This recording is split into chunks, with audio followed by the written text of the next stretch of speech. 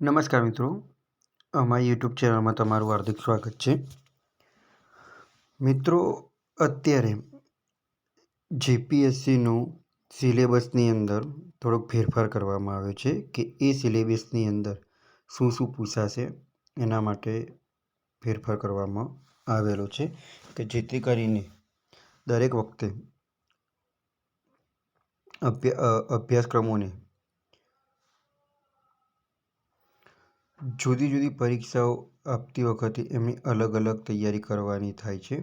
તો એ અલગ અલગ તૈયારી ન થાય તેવો અભ્યાસક્રમ એક જ કરવામાં આવેલો છે. તો મિત્રો, સૌપ્રથમ તમે અમારી ચેનલમાં નવા હો તો અમારી ચેનલને સબસ્ક્રાઈબ કરી લેજો અને બાજુમાં આપેલ બે આઇકોનને ક્લિક કરી લેજો, જેથી કરીને રોજ નવા વિડીયોની નોટિફિકેશન તમને મળતી રહે. તો મિત્રો, તમે અહીંયા જોઈ શકો છો કે જીપીએસસીની જે જાહેરાત પડી છે એની અંદર કયા કયા અભ્યાસક્રમોનો સમાવેશ કરવામાં આવેલો છે. તો અહીંયા મિત્રો તમે નોટિફિકેશન વાંચી શકો છો કે ગુજરાત જાહેર સેવા આયોગ અગત્યની જાહેરાત. આયોગ દ્વારા લેવામાં આવતી વિવિધ ભરતીઓની પ્રાથમિક પરીક્ષાના સંદર્ભે સામાન્ય અભ્યાસ વિષયનો નવો અભ્યાસક્રમ. એટલે કે અહીંયા જોઈ શકો છો મિત્રો કે તમે આયોગ દ્વારા લેવાતી વિવિધ પરીક્ષાઓમાં હાલ પ્રાથમિક પરીક્ષા સંદર્ભે સંયુક્ત સ્પર્ધાત્મક પરીક્ષા વર્ગ એટલે કે ક્લાસ 1 અને ક્લાસ 2ની જે સીધી ભરતીની પરીક્ષા તથા બોર્ડ કોર્પોરેશન વર્ગ 3ની પરીક્ષાના સામાન્ય અભ્યાસનો અભ્યાસક્રમ થોડાક ફેરફારો સાથે જુદો જુદો છે. જેમાં સામાન્ય ફેરફારો કરી આયોગ દ્વારા લેવાતી તમામ પરીક્ષાઓ માટે સામાન્ય અભ્યાસક્રમનો એક જ અભ્યાસક્રમ તૈયાર કરવામાં આવેલ છે, જેથી જુદી જુદી પરીક્ષાઓ આપતા ઉમેદવારો દર વખતે જુદી જુદી તૈયારી કરવાની ન થાય. એક જ અભ્યાસક્રમ હોવાથી ઉમેદવારો અગાઉથી તૈયારી કરી શકે અને એક પરીક્ષા વખતે કરેલ તૈયારી બીજી પરીક્ષાઓમાં પણ ઉપયોગી થાય. આ જાહેરાત પ્રસિદ્ધ કર્યા બાદ અભ્યાસક્રમ જાહેર થયા ત્યાં સુધી ઉમેદવારોએ અભ્યાસક્રમની રાહ ન જોવી પડે તે હેતુથી ફેરફાર કરેલ સામાન્ય અભ્યાસ વિષયનો નવો અભ્યાસક્રમ આ સાથે પરિપત્રમાં સામેલ છે. એટલે કે મિત્રો, દરેક વખતે જુદી જુદી પરીક્ષાઓની અભ્યાસક્રમ તૈયાર ન કરવો પડે એ માટે એક જ અભ્યાસક્રમ અહીંયા તમને આપ્યો છે જીપીએસસીનો. તો એ આપણે જોઈએ કે કયો કયો અભ્યાસક્રમ આવશે. તો અહીંયા મિત્રો તમે જોઈ શકો છો વિડીયોમાં કે આયોગ દ્વારા લેવામાં આવતી વિવિધ ભરતીઓની પ્રાથમિક પરીક્ષા સંદર્ભે સામાન્ય અભ્યાસ વિષયનો નવો અભ્યાસક્રમ. અહીંયા તમે જોઈ શકો છો મિત્રો કે ઇતિહાસ અને સંસ્કૃતિ છે કે જેની અંદર સિંધુ ખીણની સભ્યતા, વૈદિક યુગ, જૈન ધર્મ અને બૌદ્ધ ધર્મ. બીજા નંબરમાં છે મધ્ય એશિયા સાથેનો સંપર્ક તથા પરિણામો. ત્રીજા નંબરમાં છે પ્રાચીન, મધ્યકાલીન તથા અર્વાચીન ભારતના તેમજ ગુજરાતના મુખ્ય રાજવંશો, તેમના શાસકો, વહીવટીતંત્ર, સામાજિક, ધાર્મિક અને આર્થિક પરિસ્થિતિ વગેરે. ચોથા નંબરમાં છે ભક્તિ આંદોલન અને સૂફીવાદ. પાંચમા નંબરમાં છે ભારતમાં યુરોપિયનનું આગમન અને સર્વોચ્ચતા માટેનો તેમનો સંઘર્ષ. ભારતમાં કંપનીની શાસન, ભારતમાં બ્રિટિશ શાસનની સ્થાપના અને વિસ્તરણ. ભારત અને ગુજરાતમાં 1857નો સ્વાતંત્ર્ય સંગ્રામ. 19મી સદીમાં ભારત અને ગુજરાતના ધાર્મિક અને સામાજિક સુધારાઓ આંદોલનો. ભારતની સ્વતંત્રતા માટેની ચળવળ. ભારત અને વિદેશમાં ભારતીય ક્રાંતિકારો. પછી રાષ્ટ્રીય આગેવાનો તથા તેમનું વિવિધ ક્ષેત્રમાં યોગદાન. એના પછી છે આઝાદી પછીનું ભારત અને ગુજરાત. ત્યાર પછી ભારત અને ગુજરાતનો સાંસ્કૃતિક વારસો જેવી કે કળા સ્વરૂપો, સાહિત્ય, શિલ્પ અને સ્થાપત્ય, સંગીત, નૃત્ય વગેરે. એના પછી ભારત તથા ગુજરાતની સંત પરંપરા અને લોકમાનસ પર તેમનો પ્રભાવ. ભારત તથા ગુજરાતની જીવન પરંપરા, મેળા, ઉત્સવો, ખાણીપીણી, પોશાક વગેરે. ગુજરાતના સંગ્રહ સ્થાનો, પુસ્તકાલય પ્રવૃત્તિ, સાંસ્કૃતિક, ધાર્મિક અને સાહિત્ય મહત્વ. ગુજરાતની રંગભૂમિ, નાટકો, ગીતો અને વિવિધ નાટ્ય મંડળીઓ વગેરે.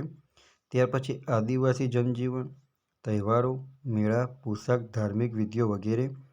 એના પછી છે ગુજરાતી સાહિત્ય પ્રવાહો, વળાંકો, સાહિત્યકાર, સાહિત્યક રચનાઓ અને સાહિત્ય સંસ્થાઓ, ગુજરાતી ભાષાની બોલીઓ વગેરે.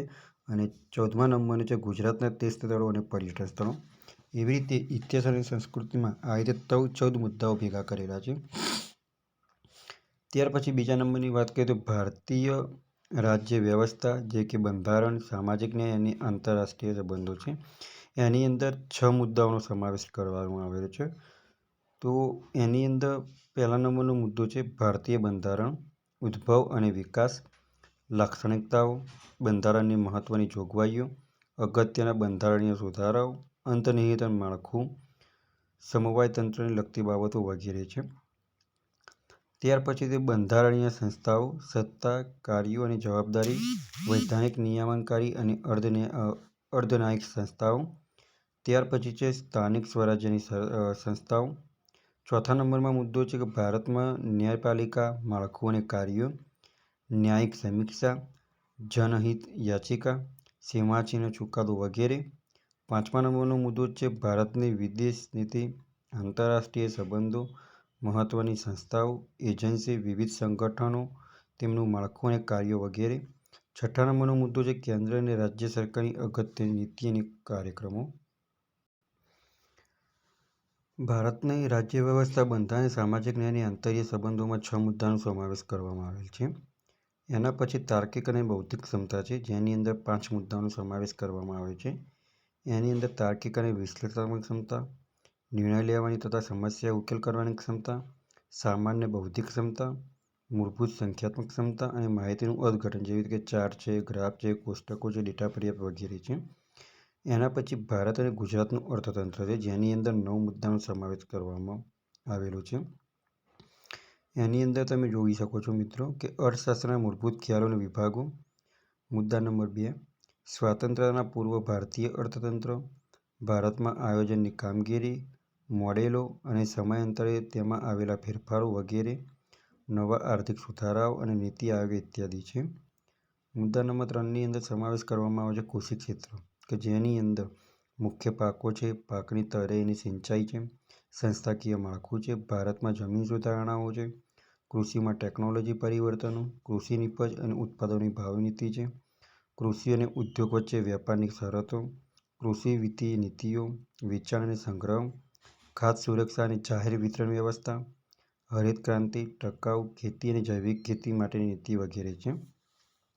ચોથા નંબરનો મુદ્દો છે ઔદ્યોગિક નીતિ, જેની અંદર જાહેર ક્ષેત્રના સાહસો, ખાનગીકરણ અને વિદેશીકરણ, ઔદ્યોગિકરણ વૃદ્ધિ અને તરંગ, નાના પાયાના ઉદ્યોગોનું ક્ષેત્ર, ઔદ્યોગિક ક્ષેત્રના ઉત્પાદકતા, ખાસ આર્થિક વિસ્તાર અને ઔદ્યોગિકરણ, વિદેશી મૂડીરોકાણ અને સ્પર્ધાની નીતિ વગેરે છે. એના પછી છે 5મા નંબરનો મુદ્દો ભારતીય અર્થતંત્રમાં માળખું, જેની અંદર આંતરમાળખાકીય સુવિધાઓ, પાણી પુરવઠાઓ અને સ્વચ્છતા, ઉર્જા અને વીજળી, વિજ્ઞાન અને ટેકનોલોજી, ગ્રામીણ અને શહેરી આંતરમાળખાગત સુવિધાઓ, બંદરો, માર્ગો, હવાઈ મથકો, રેલવે, ટેલિકોમ્યુનિકેશન વગેરે, સોશિયલ ઇમ્પેક્ટ એસેસમેન્ટ છે વગેરે. એના પછીનો 6ઠ્ઠા નંબરનો મુદ્દો છે સમયાંતરે વસ્તીના માળખાના વલણો અને તરેહ, વૃદ્ધિદર, જાતિ, ગ્રામીણ અને શહેરી સ્થાનાંતરણ, સાક્ષરતા, પ્રાદેશિક ગરીબી અને અસમાનતાનું માળખું અને વલણો, બેકારી વલણો, માળખું અને રાષ્ટ્રીય ગ્રામ્ય રોજગાર નીતિઓ વિકાસ વગેરેનો અંદર સમાવેશ કરવામાં આવેલ છે. ત્યાર પછી 7મા નંબરનો મુદ્દો જોઈએ તો ભારતીય જાહેર વિત્ત વ્યવસ્થા, જેની અંદર ભારતીય કર પદ્ધતિ, જાહેર ખર્ચ, જાહેર દેવું, ભારતીય અર્થતંત્રમાં ખાધ અને સહાય, કેન્દ્ર અને રાજ્યના નાણાકીય સંબંધો, તાજેતરના રાજકોષીય અને નાણાકીય નીતિઓ મુદ્દાઓ અને તેમની અસરો, વસ્તુ અને સેવા કર જેવી કે જીએસટી વગેરેનો સમાવેશ કરવામાં આવેલ છે. 8મા નંબરનો મિત્રો મુદ્દો જોઈએ તો ભારતના વિદેશ વેપારના વલણો, સંરચના, માળખું અને દિશા, સુધારાઓ પછીના સમયમાં ભારતની લેણદેણની તુલનાની સ્થિતિ વગેરે છે. 9મા નંબરનો મિત્રો મુદ્દાની વાત કરીએ તો ગુજરાતનું અર્થતંત્ર છે, જેની અંદર ગુજરાતમાં સામાજિક ક્ષેત્રો, શિક્ષણ આયોગ અને પોષણ, વર્તમાન દાયકાઓનું ગુજરાતનું અર્થતંત્ર, ભારત અને પ્રમુખ રાજ્યોની તુલનાએ કૃષિ મુખ્ય સમસ્યાઓ, વન, જળ સંશોધન, ખાણ ઉદ્યોગ અને સેવા ક્ષેત્રે આર્થિક અને સામાજિક માળખાગત સુવિધાઓની વિકાસની નીતિઓ વગેરે છે. એના પછી મિત્રો વાત કરીએ તો ભૂગોળની આવે છે. ભૂગોળની અંદર 5 મુદ્દાનો સમાવેશ કરવામાં આવેલો છે, જેની અંદર સામાન્ય ભૂગોળ છે. એની અંદર સૂર્યમંડળના ભાગરૂપી પૃથ્વી, પૃથ્વીની ગતિ, સમય અને ઋતુની વિભાવના, પૃથ્વીની આંતરિક સંરચના, મુખ્ય ભૂમિ સ્વરૂપો અને તેની લાક્ષણિકતાઓ, વાતાવરણની સંરચનાની સંગઠન, આબોહવાના તત્વો અને પરિબળો, વાયુ સમીક્ષા અને વાતાવરણ, વાતાવરણીય વિક્ષોભ, આબોહવાકીય બદલાવ, મહાસાગરો, ભૌતિક, રાસાયણિક, જૈવિક લાક્ષણિકતાઓ, જલીય આપત્તિઓ અને દરિયાઈ અને ખંડીય સંધાનો વગેરેનો સમાવેશ કરવામાં આવેલ છે.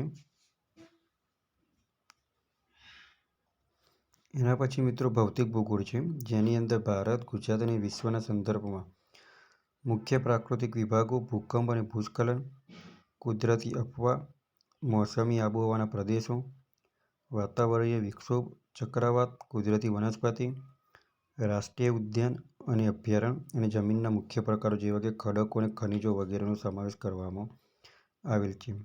એના પછી ત્રીજો મુદ્દો છે સામાજિક ભૂગોળ, જેની અંદર ભારત, ગુજરાત અને વિશ્વના સંદર્ભમાં વસ્તીનું વિતરણ, વસ્તીની ઘનતા, વસ્તી વૃદ્ધિ, સ્ત્રી અને પુરુષનું પ્રમાણ, સાક્ષરતા, વ્યવસાયિક સંરચના, અનુસૂચિત જાતિ અને અનુસૂચિત જનજાતિની વસ્તી, નાજાયત સમૂહ, ભાષાકીય સમૂહ, ગ્રામીણ શહેરી ઘટકો અને શહેરીકરણ અને સ્થળાંતરનો સમાવેશ કરવામાં આવેલ છે.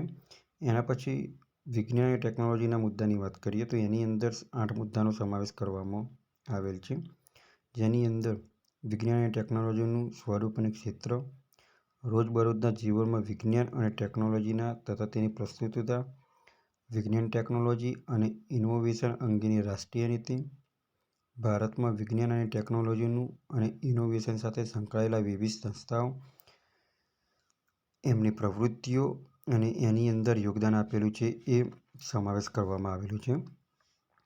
ત્યાર પછી બીજા નંબરના મુદ્દાની વાત કરીએ તો ઇન્ફોર્મેશન અને કોમ્યુનિકેશન ટેકનોલોજી, જેને ICT કહેવાય, કે જેની અંદર એનું સ્વરૂપ અને ક્ષેત્ર, રોજબરોજના જીવનમાં ICT અને ઉદ્યોગો, ICT અને ગવર્નન્સ, ICTને ઉત્તેજન આપતી વિવિધ યોજનાઓ, cyber security, national cyber crime police વગેરે જેવા મુદ્દાઓનો સમાવેશ કરવામાં આવેલ છે.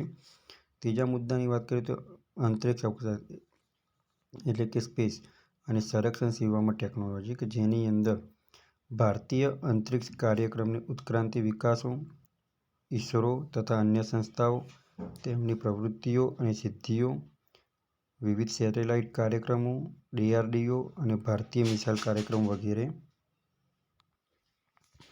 ચોથા નંબરના મુદ્દાની વાત કરીએ તો મિત્રો ઉર્જાની જરૂરિયાત અને કાર્યક્ષમતા છે, જેની અંદર ભારતની પ્રવર્તમાન ઉર્જા જરૂરિયાત અને ઘટ, ભારતના ઉર્જા સ્ત્રોત અને આધારિતા, ભારતની ઉર્જા નીતિ, સરકારની નીતિઓ અને કાર્યક્રમો વગેરેનો સમાવેશ કરવામાં આવ્યો છે. એના પછી 5મા નંબરના મુદ્દાની વાત કરીએ મિત્રો તો ભારતની પરમાણુ નીતિ અને તેની વિશે પ્રત્યક્ષ પ્રબુદ્ધતા, કે જેની અંદર ભારતનો પરમાણુ ઉર્જા કાર્યક્રમ, અન્ય દેશો સાથે ભારતની પરમાણુ સહકારિતા, ભારત અને ન્યુક્લિયર સપ્લાયર્સ ગ્રુપ, ભારતની પરમાણુ હથિયાર નીતિ, પરમાણુ હથિયાર અપ્રસાર અને પ્રતિબંધ બાબતે વિવિધ સંધિઓ, કોન્ફરન્સ અને શિખર પરિષદ વગેરેનો સમાવેશ કરવામાં આવેલ છે.